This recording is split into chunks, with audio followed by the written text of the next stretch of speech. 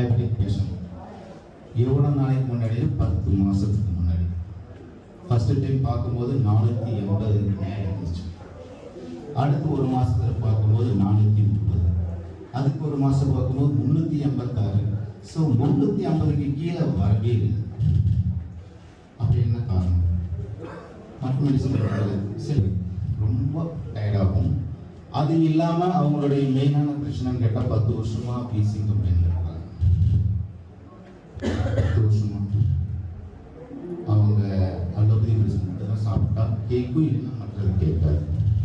சரி, அப்படி எதுக்கு சேர்த்து வேலை செய்யுமா அப்படின்னு கேட்டு கேட்கும். சேர்த்து தெரியும்.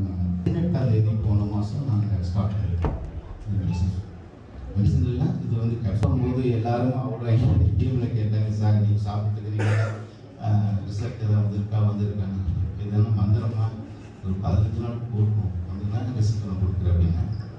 அப்படி கொடுத்தவங்க கரெக்டாக நான் 30 நாள் கழிச்சு நான் ரிசல்ட் எடுத்து நான் வந்திருக்கேன். இந்த இடத்துல உங்கள்கிட்ட நான் பேசுகிறேன் அப்படின்னா ஆதாரம் இல்லாமல் உங்களுக்கு நான் பகிர்ந்துக்கிறேன்.